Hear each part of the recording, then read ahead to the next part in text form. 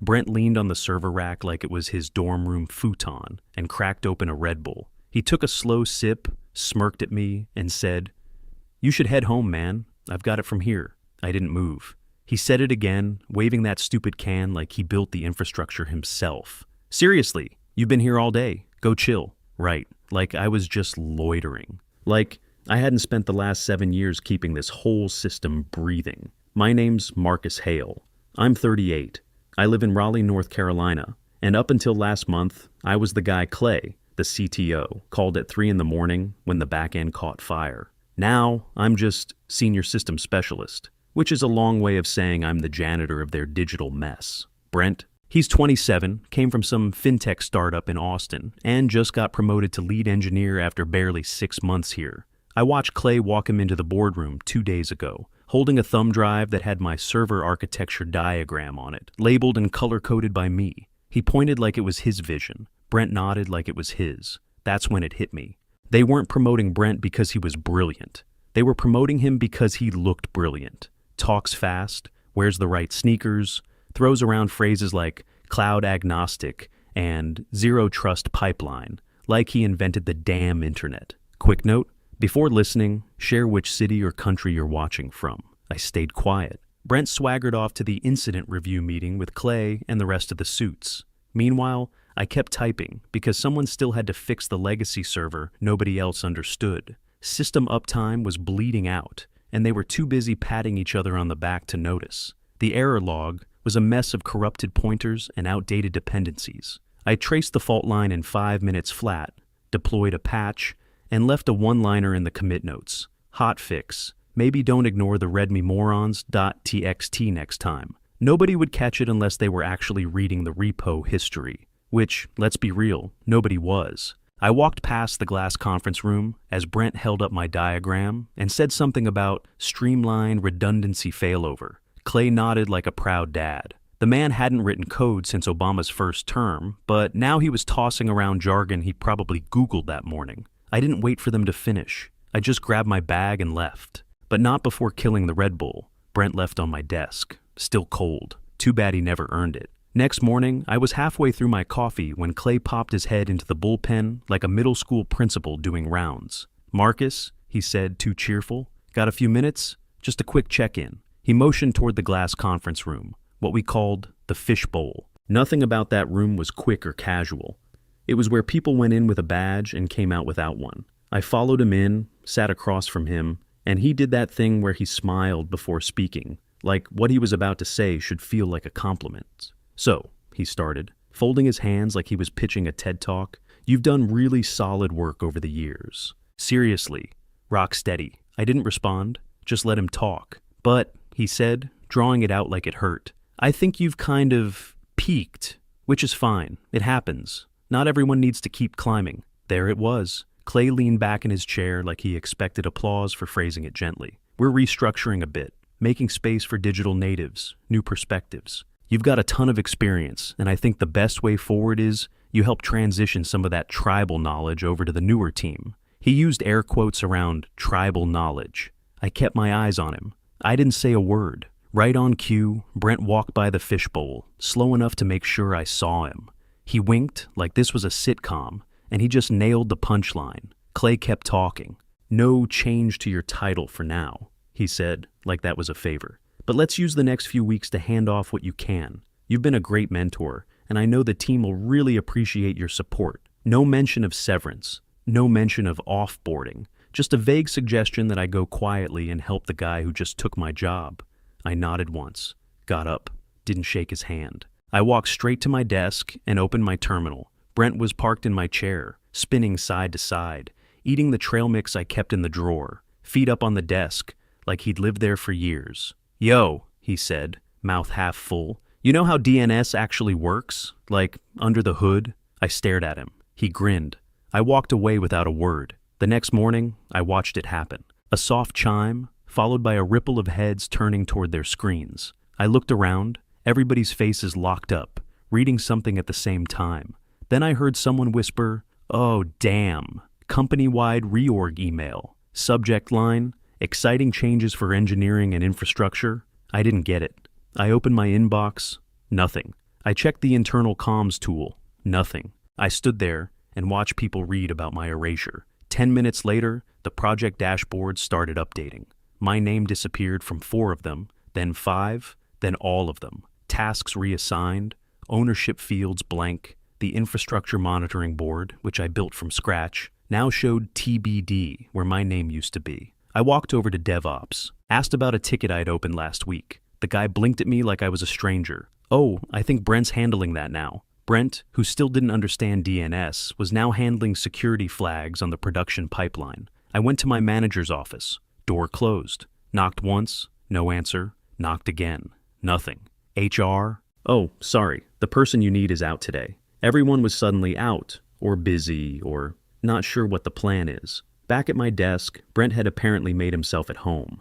My whiteboard was wiped, my post-its in the trash. He'd moved the monitor so it faced away from the aisle. I guess he didn't want people seeing how often he was Googling. You cool if I switch this to dark mode? He asked, like he wasn't already typing. I didn't answer, just sat down in the chair across from him and stared. He tapped away, oblivious. Also, real quick, what's that command you use to pull legacy logs from the cache server? The one with the janky drive? I didn't move. He looked up. Is it in the runbook? I stood, walked over, and pulled my old runbook from the shelf, dropped it on the desk beside him. You'll need this, I said. Then I grabbed the backup USB I kept taped under the drawer, dropped it in my pocket, and walked out without another word. Let them try to find the system map now. I went home that night and poured 3 fingers of bourbon into a coffee mug. Didn't even bother with ice. I sat at the kitchen table, stared at the wall for a full minute, then opened my laptop and clicked into a folder I hadn't touched since last year. I called it ARC because I knew the flood was coming and I didn't plan on drowning with the rest of them. The first thing I pulled was an email from 2 months ago. Clay forwarding my patch notes to the executive team and adding, I pushed a fix this morning. No more API drops. Right. He hadn't touched a command line since 2014. I dumped it into the folder. Next, Slack threads. Took me less than an hour to find 3 different moments where Brent straight up admitted he didn't know how containers worked. One message said, not gonna lie, I still don't get why we need reverse proxies LOL. That one made me laugh out loud. Not a good laugh, more like a bark. I saved screenshots, full context, timestamps. Then I went into the server logs. Dozens of entries. Hundreds actually, all of them with my user tag. Patches, fixes, deployments. From middle of the night rebuilds to hot fixes I pushed while sitting in traffic. Brent's name? Nowhere. I kept pulling receipts until the bourbon ran out. Then I opened my physical file cabinet and found what I was really looking for, the original employment contract. 4 pages, mostly boilerplate, but there it was. Clause 14. Termination of employment must be documented in writing within 72 hours. Or, all severance terms default to full payout. I checked the calendar. Day 5. No email, no letter, no formal meeting, no explanation. Just ghosted. Like they thought making me feel fired was the same thing as doing it legally. It wasn't. It was an unforced error. The kind that only happens when leadership is cocky and lazy at the same time. I shut the contract, went back to my desk, and fired up a separate laptop. Mine, not company issued. I wasn't done at Synthrex yet, but I sure as hell wasn't betting my future on them anymore. By morning, I was back at my desk, like nothing changed. Brent was already there, chewing the cap off a pen, staring at his screen like it had personally insulted him. Hey, real quick, he said, not even looking up. When a server goes into degraded mode, how do you know if it's actually hardware or just a service hang? I answered him. Because I was still technically employed, still getting paid, still bound to support the team. But I also opened a blank document on my own screen and titled it Fennel V1. It was just a name, meant nothing yet, but it felt like something new, clean, mine. Every time Brent asked a question, I answered, but I also logged it. Time, date, what he didn't know, what I had to explain, documented it all. I updated the ARC folder every night. Call logs, Slack threads, meeting notes, even the offhand comment Clay made in the hallway. We're trying not to make waves, keep things clean on paper. They thought I was defeated. I wasn't. I was prepping. They thought they'd erased me. All they did was free up my evenings, and I was done wasting them. Day 6 rolled around, and the silence got louder. No paperwork, no meetings. Just Brent asking if DNS still mattered in the cloud. Around 2 that afternoon, my phone buzzed. Unknown number, HR. "Hi, Marcus," the voice said, sweet, brittle. "Sorry for the delay. Looks like there's just been a clerical mix-up with your off-boarding documents. We'll get that sorted shortly." I let her talk. She threw in words like oversight, appreciation, and transition support, all wrapped in that fake warmth HR keeps in a drawer for days like this. When she stopped, I asked one thing. "So, just to confirm, you're saying I'm terminated?" A pause. Then, "Oh, I wouldn't use that word yet." "Yet," I repeated. "Right. We'll have something in writing soon." I hung up before she could soften it with another, "Thank you for your patience." That's when I called Raphael. A friend of a friend had mentioned him, a lawyer in Durham who handles messy exits. His voice was gravel and calm, like a man who'd heard every excuse in corporate America and stopped being impressed decades ago. "Send me everything," he said. "Contract, logs, emails, screenshots. Don't edit, don't format. Just dump it." I did. Within an hour, my inbox had 30 attachments flying out. Every lie, every stolen credit, every timestamp that proved they were still pretending I didn't exist. 2 hours later, he called back. "All right, Marcus," he said. "Here's the thing. You remember Clause 14, the 72-hour notice requirement? Yeah. Well, they already blew that. But there's something better. North Carolina just passed a new statute, effective last quarter. If severance isn't delivered within 7 calendar days of termination, any non-compete tied to that employment becomes void." I sat back, let that sink in. "You're serious, dead serious." And by my count, they're on day 8 tomorrow. I could hear him flipping pages, calm as a surgeon. "So here's what you're gonna do," he said. "Don't reach out. Don't mention this law. Don't even breathe about it. Let them come to you. When they finally send that package, because they will, you forward it to me immediately. Then we file notice of non-compliance and void their claim." "What happens then?" I asked. He chuckled. "Then you're free, Marcus. No leash, no muzzle. You can build whatever the hell you want." That hit harder than I expected. For the first time in weeks, I felt air in my lungs again. So I waited. Day 7 came and went. Brent was still hovering, still asking questions he could have Googled, still acting like we were some kind of team. HR stayed quiet. Clay didn't look at me once. I kept my head down, finished the tickets they left me, and watched the clock. By day 8, I stopped pretending to care. At 4:42 p.m., my phone buzzed again.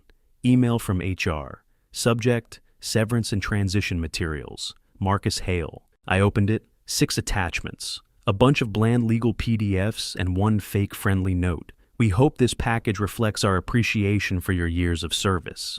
They thought they'd just checked a box. I forwarded it to Raphael with 2 words in the subject line. Too late. Then I closed the laptop, poured another drink, and smiled for the first time all week. They had no idea they'd just handed me the key to my own freedom. 3 weeks later, I came home to a fat manila envelope sitting crooked in my mailbox. Synthrick's letterhead across the top. Urgent, stamped like a threat. I didn't open it right away. Just dropped it on the kitchen counter, poured a coffee, and stared at it like it was ticking. Then I tore it open. Cease and desist. Breach of non-compete. Formal accusation of unauthorized use of proprietary assets related to something called Project Fennel. I actually laughed. What they didn't know was that Fennel wasn't theirs. Not even close. Every line of code sat on my own hardware. No company laptop, no company VPN, no company anything. I built it at my dining room table, mostly after midnight, while they were busy pretending I didn't exist. I called Raphael. He picked up on the second ring, same calm gravel voice. "Morning, Marcus. They're coming for me," I said. "I saw it," he replied. "They CC'd me." Of course they did. I could hear papers rustling on his end. "Relax. They're bluffing. Typical corporate overreach. They want you scared enough to sign something dumb." I leaned against the counter, envelope in hand. "They're accusing me of stealing work I built from scratch. It's garbage." He sounded almost bored. "Then we'll treat it like garbage. Give me 48 hours. 48 turned into 36. When his reply went out, it was a masterpiece. 3 pages, cold surgical precision. He cited the state labor statute line by line, attached timestamps of my personal commits, screenshots of system logs proving I'd never logged in from the company machines after termination, and ended with 1 clean paragraph. Additionally, any attempt to enforce a non-compete agreement is void, given Synthrick's violation of the 7-day severance clause. Documentation attached. He seed the board. 2 days later, Silence, no calls, no follow-up, just quiet. That's when the cracks started showing. A friend still inside sent me a Slack screenshot. Executives whispering about containment and investor optics. Brent apparently had botched a deployment so badly they lost 2 clients in 48 hours. Investors wanted answers. The board wanted blood. Fennel, meanwhile, was humming. A small venture group I'd demoed to months ago, Covenant Ventures,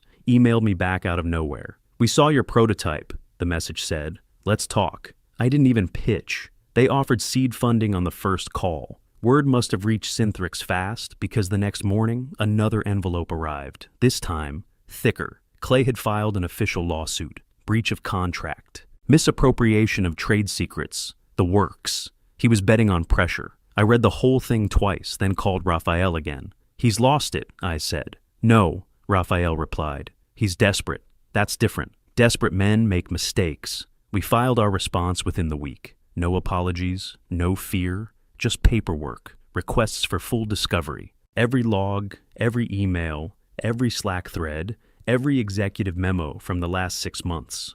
I wanted the truth on paper. Raphael wanted them cornered. He said, "They think this is defense. It's not. This is a trap." Once severance cleared and the non-compete voided, I finally started building for real. While the legal gears started turning, I went back to work. Real work. Fennel was already in alpha. 2 developers I used to manage at Synthrix reached out quietly, asking if I needed help. They didn't even ask about pay. They just wanted to build something that actually worked. Every night, I coded until my hands cramped. Every morning, I woke up to another email from Raphael. Short updates, all good news. Synthrix was missing documents, fumbling responses, claiming things that didn't line up with their own timestamps. By week 2, their lawyers were already begging for delays. By week 3, I knew we'd won. They thought firing me would erase me. Instead, they'd documented every lie, every delay, every arrogant mistake in black and white. I didn't need revenge. I just needed patience. Clay was the one who blinked first. He always did. Deposition prep with Raphael felt like boot camp. He had this calm, clipped rhythm to everything, like every word was a loaded round. "Don't get emotional," he said. "Don't interrupt. Let them think they're in control. Then let them talk themselves into the hole." We sat in his office surrounded by paper towers, binders, receipts, email prints, Slack transcripts. The man was unflappable. He could have been dissecting a frog instead of prepping for a corporate kill shot. He walked me through their likely angles. Intellectual property theft, NDA violations, contract breach. Every one of them already dead in the water, but he wanted me sharp. "They're going to test you," he said, tapping the table. "Stay calm. Answer what's asked, nothing more. We want them comfortable before we pull the pin." The day of the deposition, I wore the same gray suit I'd used for job interviews a decade ago. It didn't fit right in the shoulders anymore. Didn't matter. I wasn't there to impress anyone. Synthrix had 4 people on their side. 2 lawyers, 1 HR rep, and Clay himself. He walked in like he still owned the room. Still had that fake boardroom grin, though his eyes looked hollow. We started slow. Basic questions. Employment dates, project scope, system access. Raphael didn't even look at me. He let the corporate lawyers do their little dance, all polite smiles and vague phrasing. Then the lead attorney flipped to his notes. "Mr. Hale, do you acknowledge that any software or prototypes created during your employment would fall under Synthrix's proprietary domain?" "Sure," I said, "during employment, but Fennel started after termination." He smirked. "That's debatable." Raphael leaned forward, finally speaking. "Would you like to verify the termination date, counselor?" The attorney shuffled papers. "We have internal notes." "Internal notes aren't legal documents," Raphael cut in, calm but sharp. "You issued severance on day 8. That's after termination by statute." Clay's jaw tightened. Raphael didn't even look at him. He reached into the binder beside him, slid a document across the table.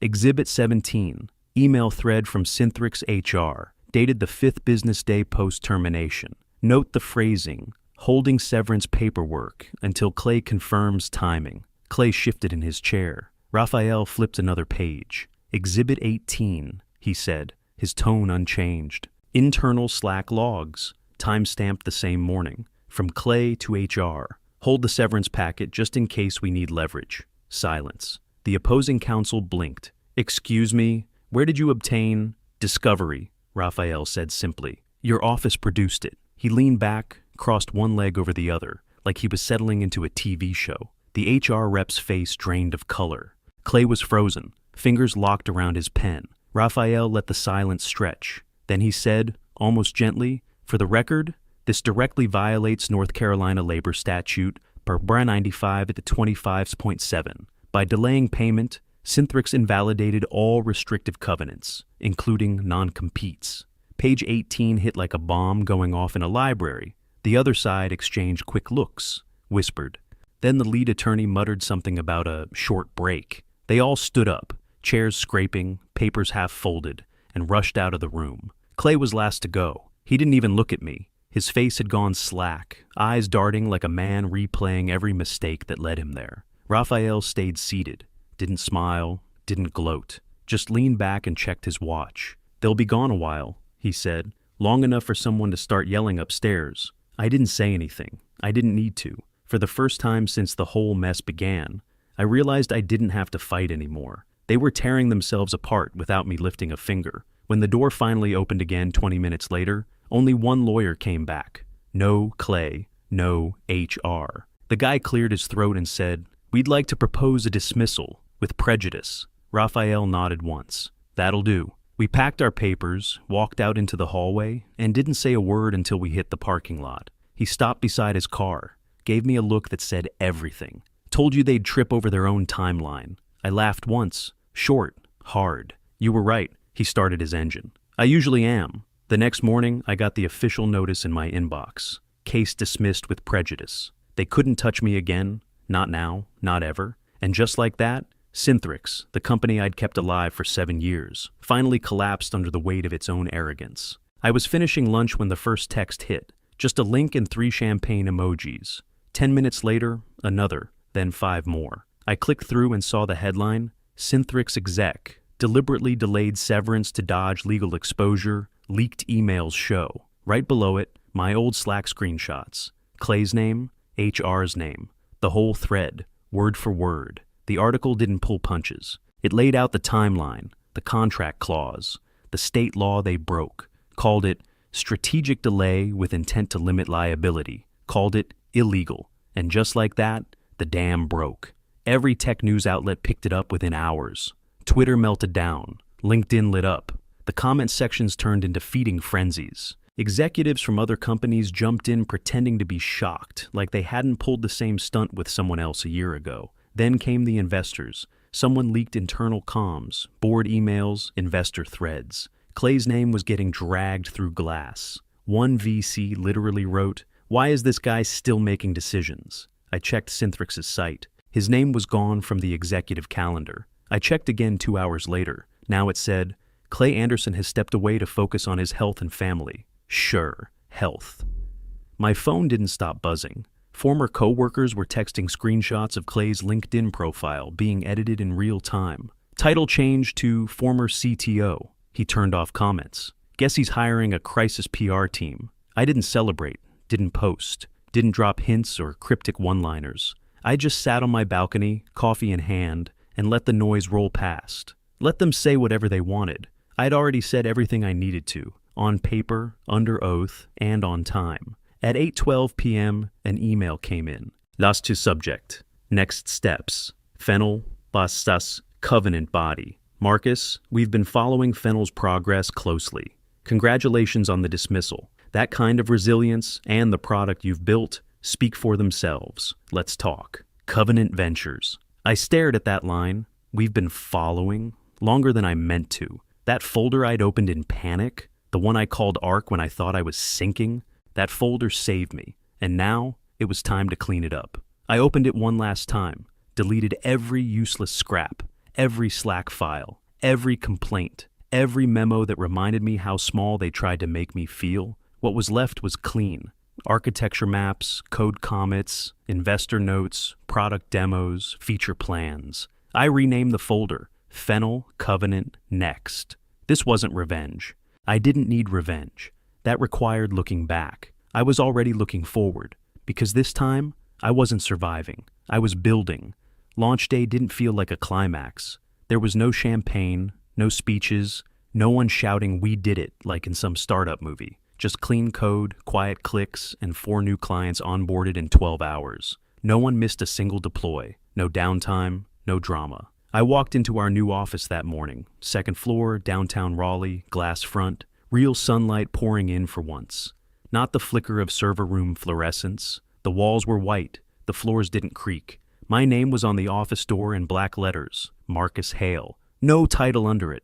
Didn't need one. Everyone inside already knew who ran the room. I dropped my bag in the corner, logged in, checked the uptime dashboard. Solid green across the board. No pings, no fires, just systems doing what they were supposed to do. That's when someone forwarded me a link. Clay's latest LinkedIn post. Sometimes, the best leaders are the ones who learn from mistakes. Growth isn't linear. It's a journey. The comment section ate him alive. Dozens of ex-employees, screenshots, snark. Even a few investors chimed in, politely dancing around the fact that he torched a company to protect his ego. I didn't bother reading it. I had a podcast interview that afternoon, one of those founder spotlight deals where they want a soundbite in a war story. The host leaned in, grinning through the mic. "So Marcus," he said, "do you ever regret leaving Synthrex?" I didn't even pause. "I didn't leave," I said. "They released me." It landed hard. People laughed. The host cracked up.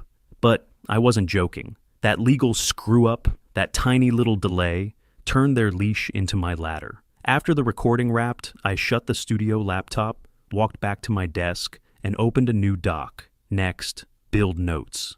No distractions, no drama, no Brent sipping energy drinks like he owned the place. No Clay trying to weaponize buzzwords he didn't understand. Just the work. The product was real now. The team was mine. The path forward was wide open.